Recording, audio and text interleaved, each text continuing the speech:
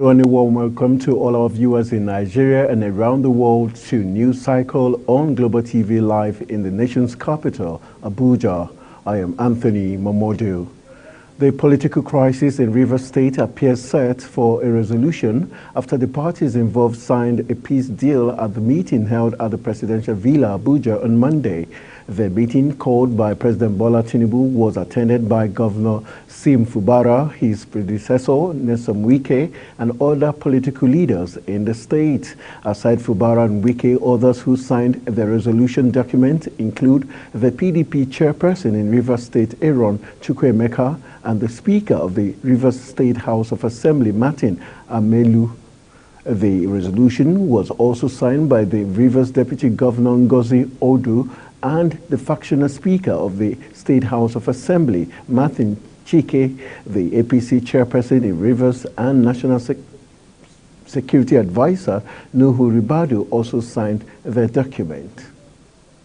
President Bola Tinubu has said the federal government is taking measures to alleviate the high cost of transportation by granting waivers to operators in the air, road, and rail transportation systems.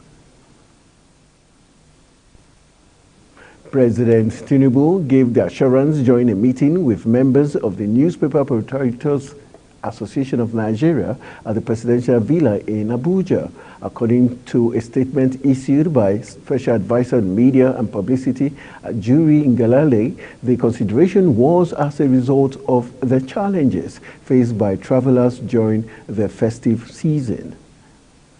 The Speaker of the House of Representatives, Tajuddin Abbas, has said the 2024 budget would be passed on Saturday, December 30th, 2023.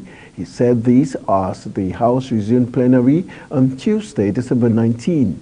This was as he passed a message from the Committee on Appropriations to various committees of the House that they must conclude and submit their reports of the budget defense by agencies of government by 8 p.m. today, 19 December 2023.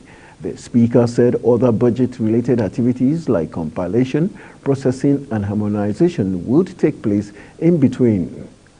Global TV will keep you updated with details shortly.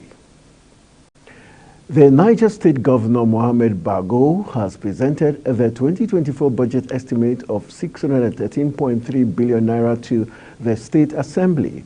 Bago, who described the budget as a budget of the future, said the budget would drive the government's program for a new Niger State. The governor presented the budget on Tuesday to lawmakers. At the budget presentation were government functionaries and 8 emirs of the emirate councils. Bago announced to the audience that he should henceforth be called Farmers Governor, in line with his determination to transform the state into a leading farming state. The Speaker of the Niger State House of Assembly, Sarinki Daji, in his remarks assured the governor and audience that the budget would be thoroughly screened and passed within 1 week. The Federal Ministry of Health and Social Welfare has disclosed plans to review activities of primary health care and routine immunization. This was disclosed at the quarterly review meeting held in Abuja in collaboration with the National Primary Health Care Development Agency. Faiza Lukman has details. The quarterly reviewing meeting is in conjunction with the Northern Traditional Leaders Committee on Primary Healthcare Delivery to make significant contributions to the development and strengthening of primary health care in Nigeria. The meeting saw major traditional rulers in attendance, with Dr. Saad Abubakar, the Sultan of Sokoto, in his remarks, saying, "Issues of vaccine like the HPV and whatever it is, we will at the closed door meeting discuss such things, see what we can do, because there are already some controversies, people writing things in the social media. So at the closed door meeting, inshallah, we'll discuss some of these issues, see how we will also arrive at what we should tell our people. We are the representatives of the people." Speaking on reducing diseases through primary healthcare services, the Minister of Health and Social Welfare said preparations are underway for retraining 120,000 frontline health workers. Some of what we are going to do in the period ahead includes building the frontline health workforce. We are planning, in fact, as we speak, preparations are underway for retraining of 120,000 frontline health workers at the primary healthcare level. We're expanding the primary healthcare facilities that will receive direct facility financing from roughly about 8,000 at the moment, which we would work to make functional to start with, and expanding them to 17,000, almost 18,000 by the end of 4 years. Meanwhile, the Executive Director, National Primary Healthcare Development Agency, Dr. Muyi Aina, told reporters that the agency is on health system revamp project, adding that barriers need to be removed for the usage of the services. There are accessibility issues. How do we make sure the services are taken to them and they can reach it? For specifically to outbreaks that you mentioned, the responsible thing to do is what we are doing. We are mounting outbreak responses in terms of campaigns, but it's one thing to do campaigns, it's another thing to do a good campaign. You cannot do a good campaign without collaboration with the communities, that give you access, but that also mobilize the people to come out and receive the trusted interventions. The critical role of traditional and religious leaders cannot be underestimated, as it serves as a bridge for engaging the people at the community level. Fauziya Lukman, Global TV News. At least 4.7 million girls have been vaccinated against the human papilloma virus, also called HPV, in the first phase of the vaccine rollout in Nigeria. The rollout, which commenced in late October, aims to reach about 7.7 million teenage girls with the life-saving vaccine to protect them against cervical cancer and other related diseases. The Executive Director of the National Primary Healthcare Development Agency, Muyi Aina, disclosed this at the fourth quarter 2023 review meeting of the Northern Traditional Leaders Committee on Primary Healthcare Delivery in Abuja. Aina said as of last week, about 4.7 million teenage girls had been reached with the vaccine across 14 states and the Federal Capital Territory, stating that although there was an initial strong pushback by anti-vaccine campaigners, the traditional leaders ensured accurate information reached parents, guardians, and adolescents. The FCT chapter of the Nigerian Medical Association, NMA, has called on the National Assembly to enact laws specifically aimed at addressing and preventing organ trafficking in the country. Speaking at a press briefing in Abuja on Monday, the chairman of the FCT NMA, Charles Ogwani, said with specific laws, Nigeria can make effort towards eradicating organ trafficking and protecting the well-being of its citizens. Ogwani said the existing law governing organ transplant in the country is limited in depth, hence unable to address emerging issues, noting that it only requires the donor to be above 18 years of age and the fact that there is no financial inducement for the donation. The Federal Capital Territory High Court in Abuja has barred former Minister of Women Affairs and Social Development, Pauline Talin, from holding public in a judgment delivered on Monday. The court condemned Talin's disparaging comments against the judiciary concerning a decision of the Federal High Court in Adamawa State last year. The Federal High Court in Yola, Adamawa State capital, had nullified the candidacy of Aishatu Dahiru, widely known as Binani, as the All Progressive Congress governorship candidate for the last general election. However, Talin was dissatisfied with the court's verdict, a development she had described as a, quote, kangaroo judgment, urging Nigerians to reject it. Delivering judgment on the case on Monday, the court described Talin's statement as unconstitutional, careless, reckless, and disparaging.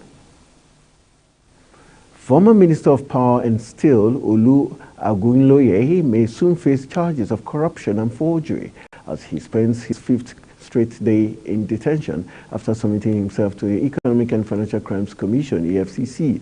Agunloye surrendered himself for interrogation on 13 December, a day after he was declared wanted by the Commission over corruption allegations regarding a failed multi-billion-dollar Mambila hydropower project EFCC sources said charges have been drafted and would soon be filed in court and served on the former minister.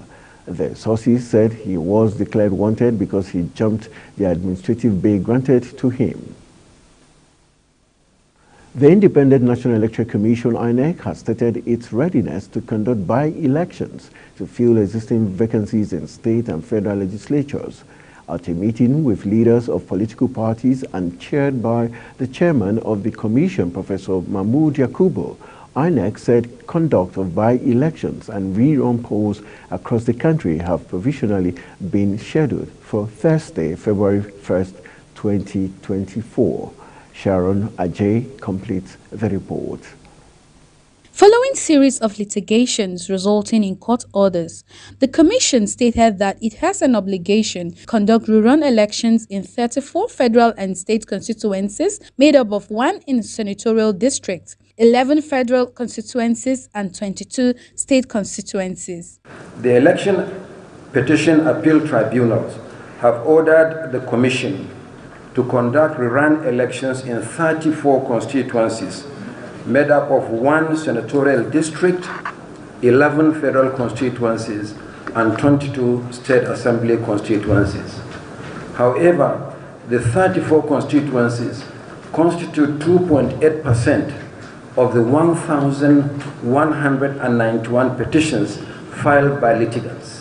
Speaking further, Professor Yakubu noted that the Commission will conduct by-elections to fill vacancies created as a result of resignation or death of elected individuals, adding that a confirmed date for the election and a comprehensive timetable will be released at the end of the meeting with leaders of political parties. The Commission is also required to conduct by-elections to fill vacancies arising from the death or resignation of members of the National and State Houses of Assembly. The Commission intends to combine and conduct the 2 categories of elections on the same day. Sharon Ajay, reporting for Global TV News. No fewer than 61 migrants, including women and children, have drowned following a shipwreck off Libya. The International Organization for Migration, IOM, said the boat had set off from the Libyan city of Zara with about 86 persons on board. Their route offers migrant entry to Europe via Italy. The United Nations agency said most of the victims of the accident were from Nigeria, Gambia, and other African countries. IOM spokesperson Flavio De Giacomo said more than 2,250 people died in this year on the Central Mediterranean migrant route, adding that a dramatic figure which demonstrates that unfortunately not enough is being done to save lives at sea. Some retired soldiers who fought on the side of the federal government during the Civil War have threatened to embark on a protest on January 15, 2024 over their unpaid pensions 40 years after the war. The veterans, in a statement by their national coordinator Babawande Philip and National Secretary Okewuye Bayo, lampooned the federal government for forsaking them despite their sacrifices to keep Nigeria one, stating that they are displeased with the way the successive governments have treated them, adding that despite several letters and other entreaties to call the attention to their plight, they have been neglected. You're watching News Circle live from Nigeria's capital, Abuja. We are on StarTimes, channel 276. Kindly follow us on all social media platforms using @Global TV NG and other handles now showing on your screen. When News Circle returns, block SIM without NIN, NCC, Direct, MTN, and others. The news continues shortly with details of this and more stories right after this break. Please stay with us.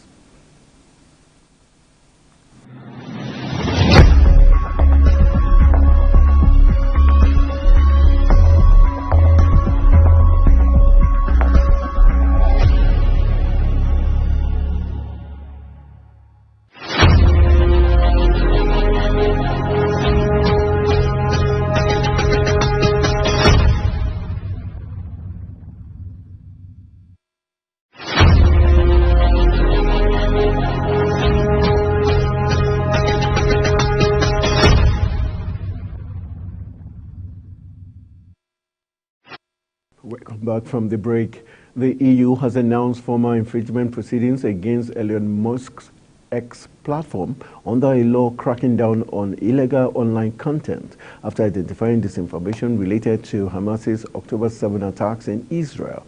It is the first such step Brussels has taken against a major online platform since this year introducing the Digital Services Act, a sweeping piece of EU legislation that cracks down the heightens online companies' responsibility for content moderation.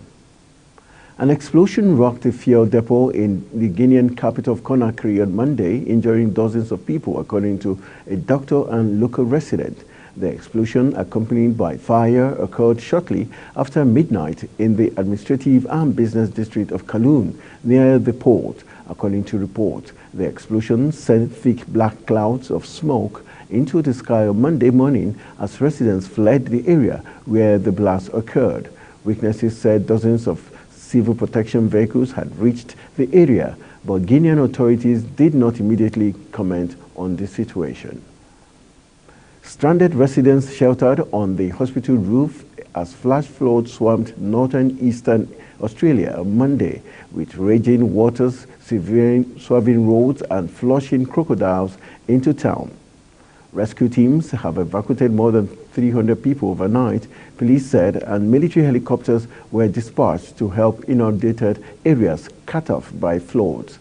The Australian military used two heavy lifting Chinook helicopters to ferry supplies and personnel into flood-stricken towns. Police Commissioner Carroll said authorities were thankful they had not seen any death or serious injuries during the emergency so far. A man went missing and thousands of people in the Palestinians were sheltering in evacuation centers today as tropical storm Jilawat hit the large southern island of Mindanao, causing scattered flooding and power cuts. The storm weakened as it raked across the Mindanao after making landfall in the morning, but the State Weather Service said the threat of floods and landslides remained. Police in Mane municipality, where Jilawat made landfall, reported one man missing at the swollen Kasaoma River, which besits the coastal town of about 40,000 people. Moving to Kenya, Kenya and the European Union on Monday signed a long-negotiated trade agreement to increase the flow of goods between the two markets. President William Ruto said as Brussels pursues stronger economic ties with Africa, the Economic Partnership Agreement will give Kenya duty-free and quota-free access to the EU, its biggest export market, while European goods will receive progressive tariff reductions.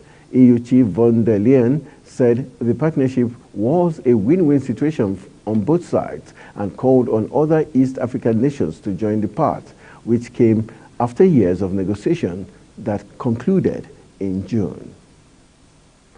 Only 0.1% of targeted poor and vulnerable households have received the federal government's recently launched cash transfer of 25,000 naira per month. This is according to data from the World Bank's lead economist for Nigeria, Alex Siniat, during his presentation of the Nigerian Development Update.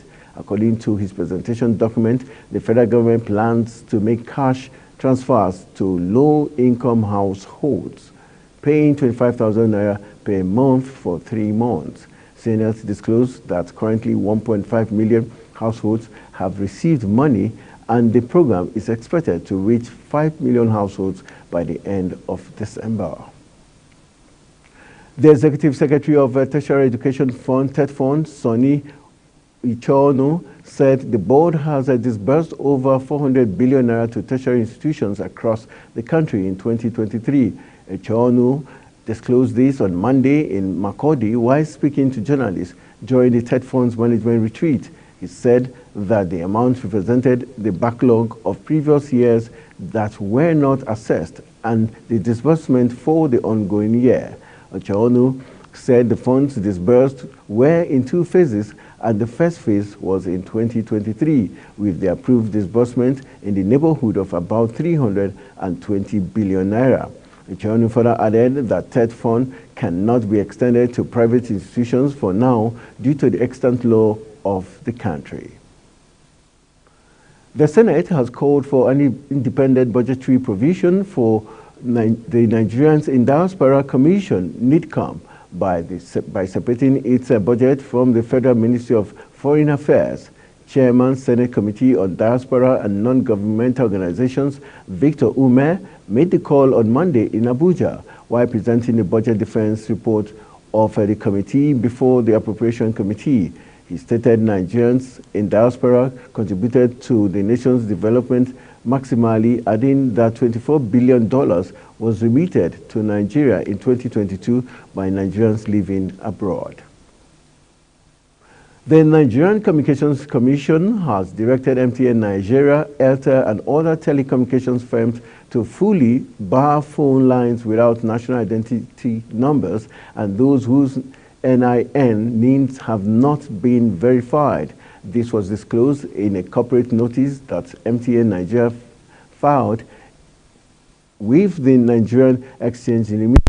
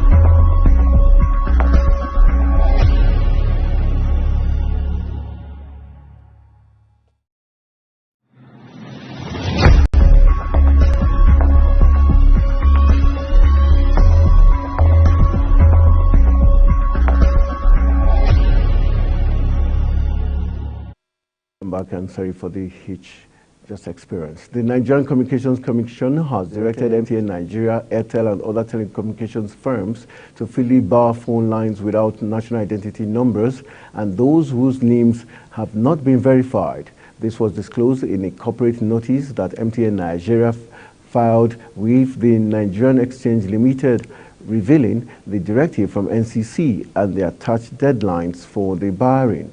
In a statement signed by its company secretary, Ota Okbana, stating that it is part of the industry-wide directive that requires phone lines for which the subscribers have not submitted their names to be barred on or before 28 February 2024. With regard to names that have been submitted but not verified, such lines are to be barred on or before 29 March 2024, where 5 or more lines have linked to a unverified name. And that's it on News Circle, and it came to you live from Nigeria's capital, Abuja. We're on Star Times channel 276. Kindly follow us across all social media platforms using @GlobalTVNG and other handles now showing on your screen. I am Anthony Momodu saying thank you for watching and see you soon.